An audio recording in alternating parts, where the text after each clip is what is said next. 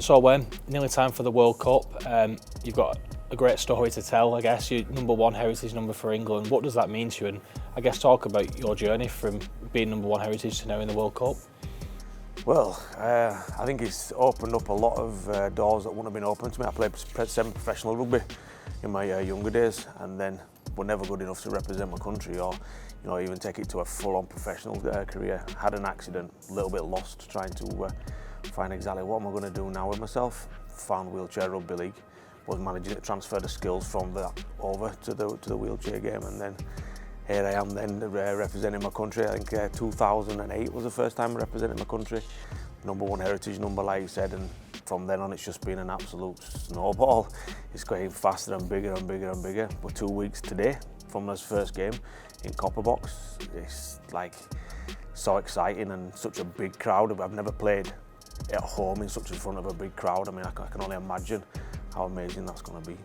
And just go back to the accident, I guess. At the time of that, could you talk us through what that was and what happened? I had a motorcycle accident in 2004. I was filtering down the traffic like bikes do, and a car just pulled in front of me.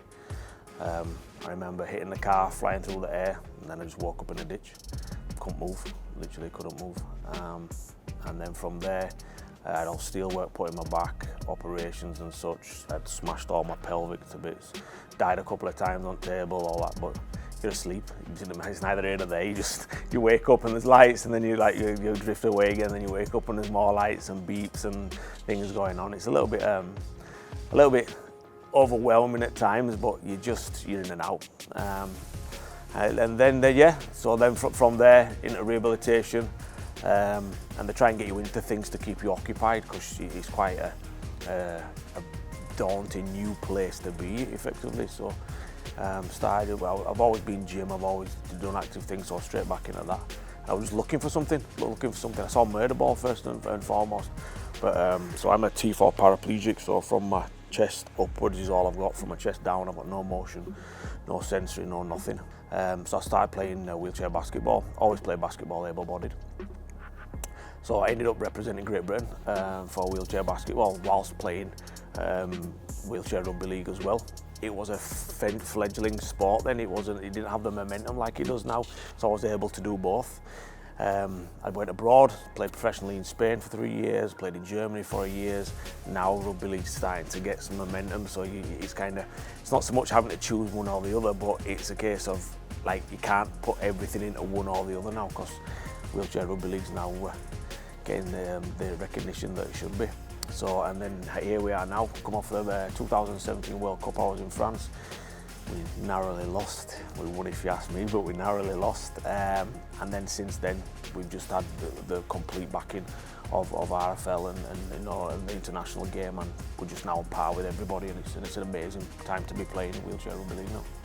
That's brilliant. I think you underplayed it a little bit, saying you died a few times on the table. I think you've done yourself a disservice a little bit there. But in terms of your disability, you went into a bit of detail there. How does that affect you on the pitch in terms of wheelchair rugby? What do you maybe have to do differently to other players who have? So I have no torso. I have no stability whatsoever. I literally just fall over. So my chair's slightly different. I'm sat slightly lower. I have a little bit more motion. So you'll notice some of the other guys like Sebastian and Jack Brown and Joe, Tom. These players, they're a lot more agile than I am, kind of thing, because they've got hips.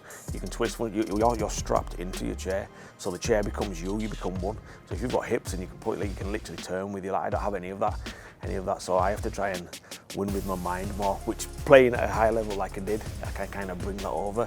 So I'm not the fastest in the team, but I'm not the slowest, which I take great pleasure in. And how do you combat that? I guess you just said, like, I have to think about the game more. I have to watch and be more observant. I'm trying to be one step ahead of everybody before it happens. I'm trying to make sure that my job's done to the best of it. So I might not be that one that's coming flying through the gap, but make sure I engage my player to turn him on to create that gap. I'm trying to, foresee things, maybe the little kick over the top. Defensively, I'm trying to watch everything that's going on. My brain's keeping me in.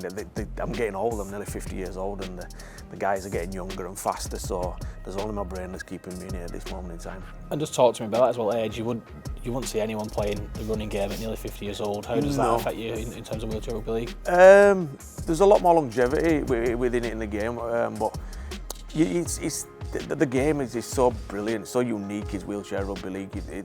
We talk about it all the time. Any age, any gender, any sex, like able, with no disability, with disabilities. These things just go, hand in hand with the game. There's not another sport in the world, like you said, that has the longevity of a player to play it, and then you can play with your mum, your sister, your brother, your friends. There just isn't another sport like it. And in terms of Wheelchair Rugby League and what it is like, obviously we're familiar with it, we've seen it. The World Cup's going to bring a lot of new eyes to the game.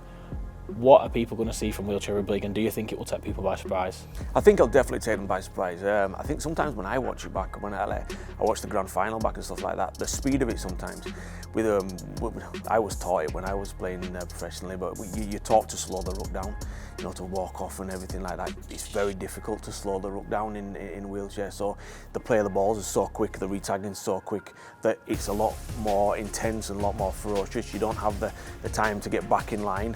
And there's a lot of ruck speed, a lot of momentum at the thing, so it's literally, you blink sometimes and you've missed a try. I think, obviously, you've had a long career in Wheelchair Rugby League. What would you like to see, or where would you like to see the sport after the World Cup? What I'd like us to see is lift it, for first and foremost. Well, like I said, we'll get the Australian game out of the way first. I'd like to see us lift it first, and then probably just defend it.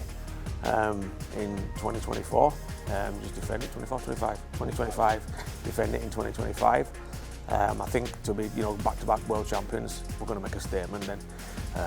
Whereas, France are back-to-back world champions at the moment, and I think, if we can go back-to-back, it's going to grow. It's got to grow with the publicity that we're all getting now. The BBC are all over us. Every game's televised on BBC. If they're not, it's on their interactive. With all this momentum and everything, got the big arenas that we're playing, it's going to draw more players. They're going to make it out there that it's available. So that in itself, it's got to get more momentum. We need grassroots, which is because our pickings for players at the moment are not as great as they could be, should I say. So if we get more grassroots from the publicity we're going to get from the World Cup, we're only going to be bigger and better and stronger. And I guess we talk about getting eyes on the game there, and the men's tournament obviously will inspire players, the women's tournament will inspire young girls. I guess, and I know there's able-bodied players in the wheelchair, but I guess it's what the wheelchair game can do for maybe those disabled youngsters out there who think there's no avenue into rugby league for them. Yeah, definitely. Especially if you're not a rugby league fan, sometimes if you have a disability, what can you do? So yeah, definitely, it's going to open up doors to them. But again, I just don't think it's the fact of opening up the doors to them. It's the fact that you're going to be able to play with your brother, with your friend. It's that side of it that I think is just so unique and so brilliant for the sport. And finally, I'll just put you on the spot. Do England win the Wheelchair Rugby League World Cup? I'm not allowed to talk about this. I'm not allowed to talk about when we've got to concentrate on Australia. But if yeah, I think, I've said it many times before, that game's so close. It's such a close type game between France and England. Whoever makes the least mistakes and whoever completes the most sets on that day, I don't think it'll be one team that wins it. I think it'll be the other team that loses it. But yeah, if I was a betting man, I'd put money on us.